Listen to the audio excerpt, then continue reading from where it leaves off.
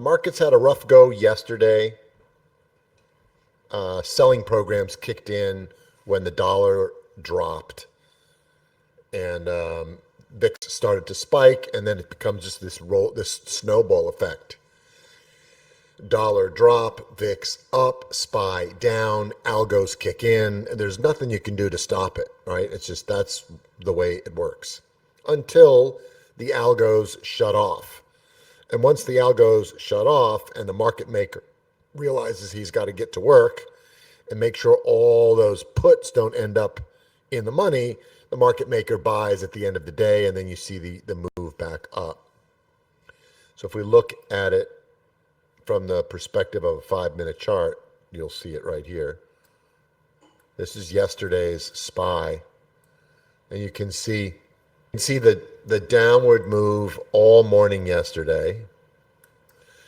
And what I said was that you're probably going to get some kind of V reaction like this around lunch.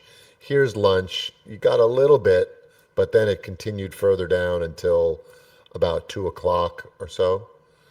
2 o'clock, 2:30, and then with all these puts that were in the money, the market maker finally at 3 o'clock, the selling algorithms stop, and then the market maker kicks in and starts buying blocks of the SPY, and it pushes price up here so that these puts will not finish in the money at the end of the day.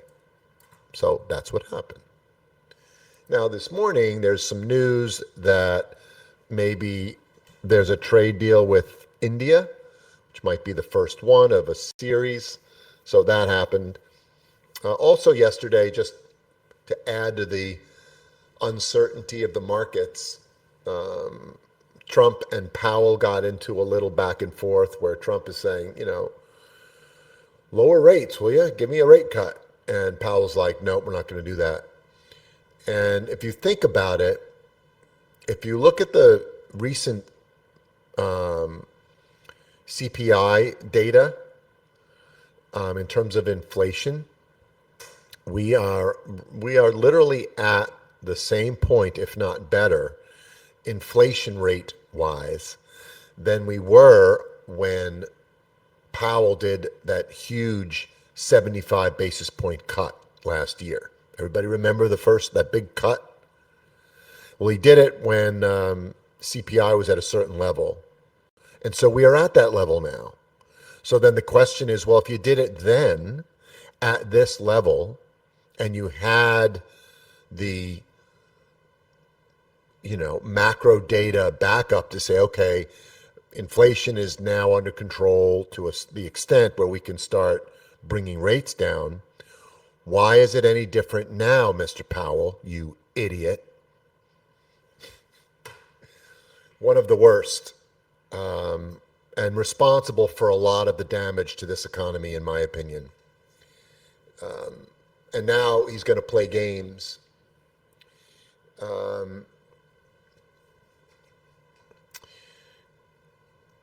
Should he do a rate cut? I suppose he could do a small rate cut.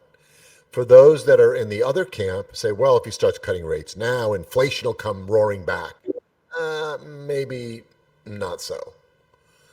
And maybe they will. Maybe inflation will come back a little bit. Because as soon as you lower interest rates, people go, oh, finally the rates are coming down. I can buy the house. I can buy the car. I can get another credit card. I can spend more money. And then that technically, or at least anecdotally, you could see reinflation. But we've seen reinflation. We have stagflation. But the truth is, where the prices are right now of gas, food, shelter, they are lower. So why not use the same justification to do a rate cut?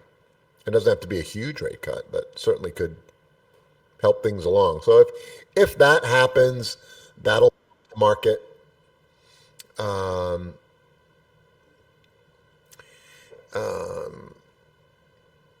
Yeah, Frankie, that's not true either. but I'm not going to get into a debate about American politics with you. So we'll just leave it there. It's not that the inflation level, it's just if you look at the CPI numbers, they're the same. There's the same justification. In fact, you could say that gas prices are lower now than they were then.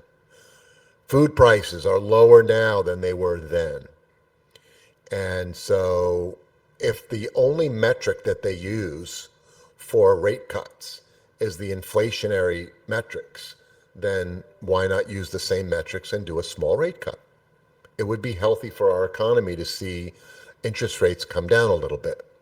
That would not be the worst thing in the world, but Powell has said absolutely he's not going to do it, almost as if he will do exactly the opposite of whatever Trump wants him to do.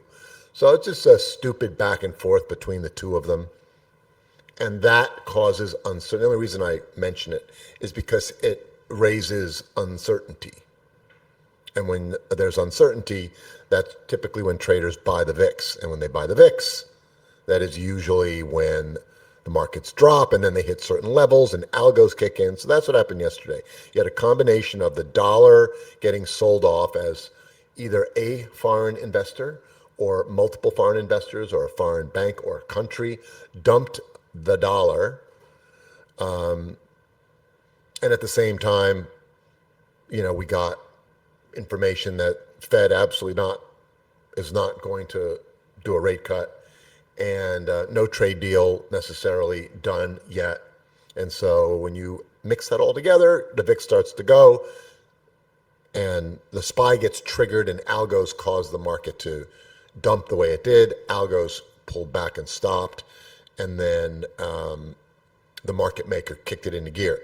So now, this morning, it's being reported that the White House is close to a trade deal with India, and they're a fairly large trading partner, and they are also a trading partner that has put on incredibly high tariffs on some of our things, anywhere from 50% to 100% and higher. 100% tariff.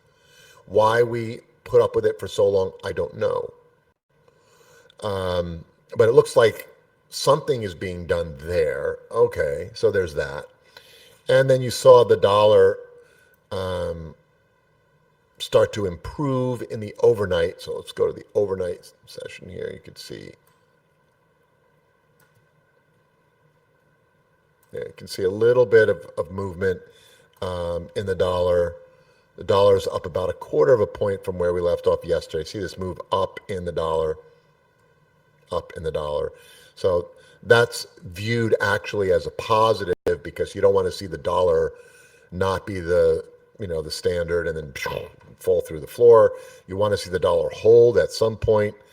Every time it looks like it's going to hold, it drops, then it looks like it's going to hold, then it drops, then it looks like it's going to hold, then it drops.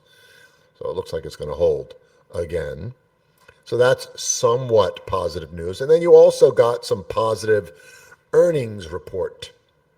Thanks for watching. Hope you enjoyed this video from Trade With Me Now. Make sure to go ahead and like this video and subscribe to our channel so you make sure that you catch our next video right when it's released. Also, if you have a question or comment, please leave that in the comments section below. And of course, if you want to learn more about Trade With Me Now or join our community of profitable traders, go to tradewithmenow.com. There's also a link in the description below.